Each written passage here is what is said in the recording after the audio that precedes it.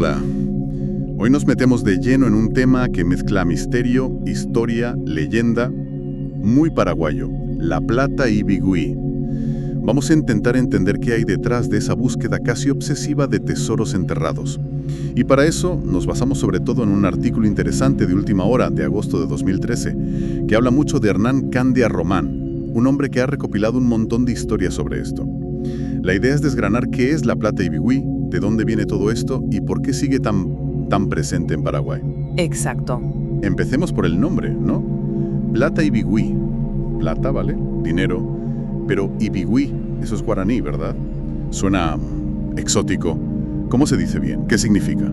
Sí, es guaraní. A ver si lo digo bien. La pronunciación aproximada sería U-vi-bui. Imagina algo como un ebugoui con la Y guaraní, que es un sonido vocálico particular, y una G suave al final. Ebugoui. Eso es. Vale, curioso. ¿Y el significado? Literalmente, debajo de la tierra. Ah, pues mira, directo al grano. Sí, la propia palabra ya te dice de qué va todo esto. Dinero o tesoros escondidos bajo tierra. Resume perfectamente el fenómeno. Vale, debajo de la tierra, captado. Bueno, pues hablemos de este Hernán Candia Román que menciona el artículo, porque su perfil es polifacético, es quedarse corto.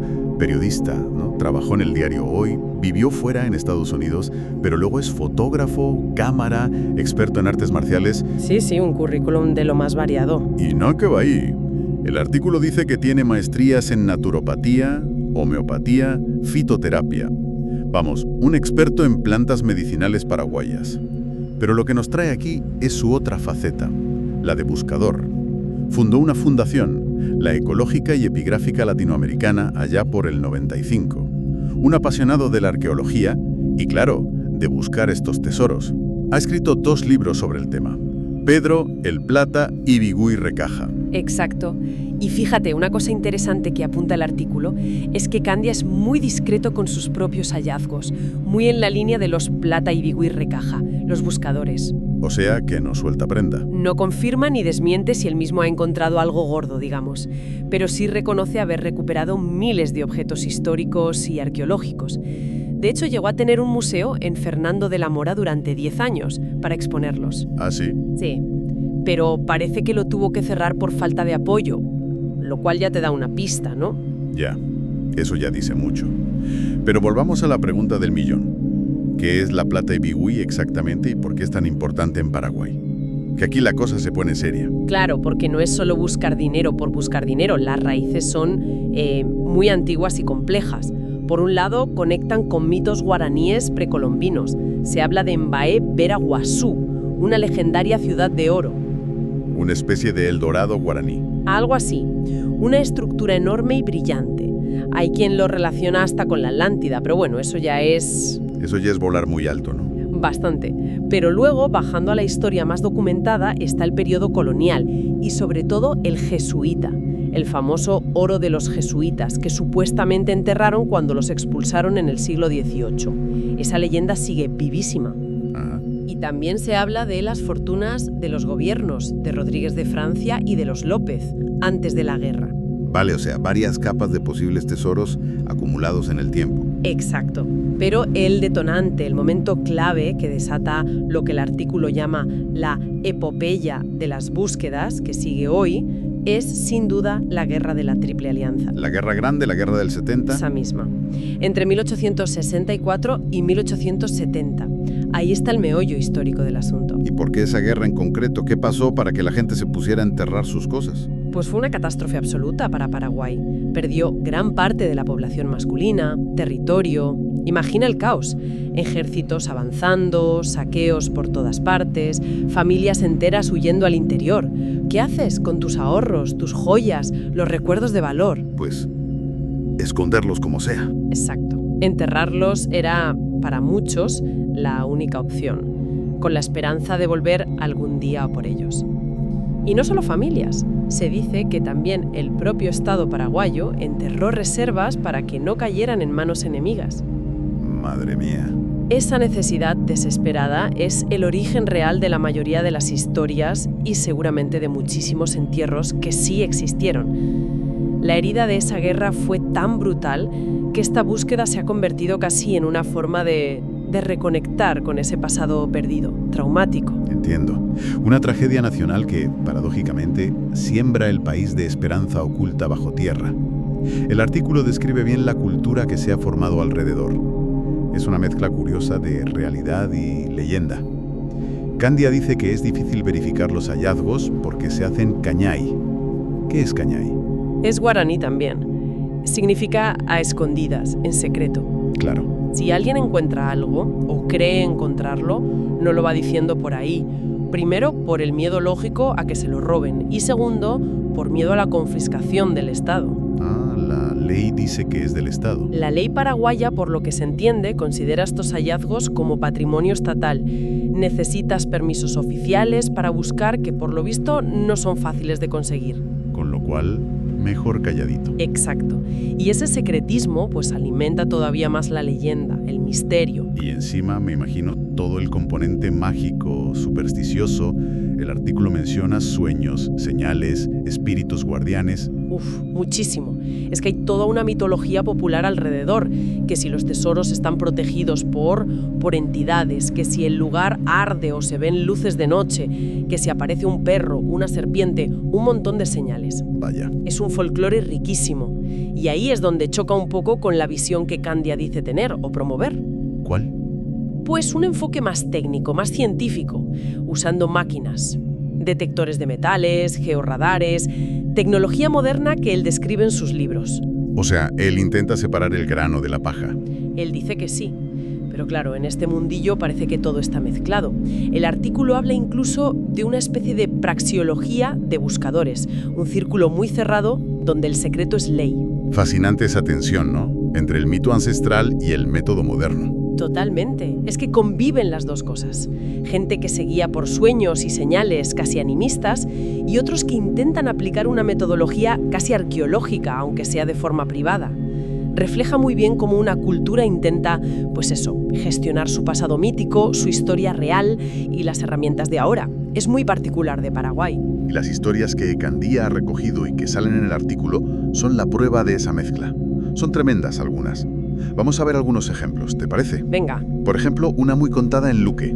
Un niño que se despertaba llorando, diciendo que veía un perro blanco a los pies de su cama. Ajá. El padre, harto ya, se puso a cavar justo ahí, debajo de la cama.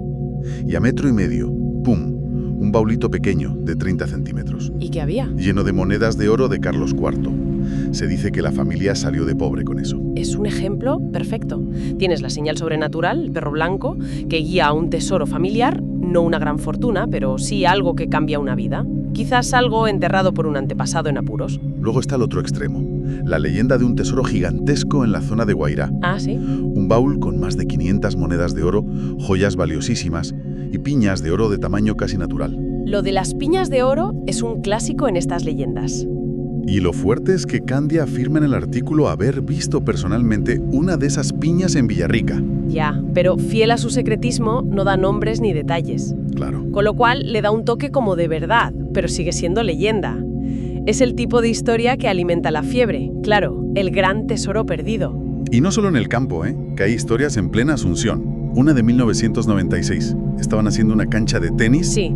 Y un obrero con un tractor desenterró un cambuchi. Eso es una vasija, ¿no? Sí, un cántaro de barro, típico. Pues lleno de oro y joyas. Y otra parecida, en la excavación para un edificio de 15 pisos. Otro tractorista topó con un entierro de unas 300 monedas de oro y plata. Estos casos urbanos son muy interesantes. ¿Por qué? Porque rompen esa idea de que los tesoros solo están en el campo, en ruinas jesuíticas o sitios así.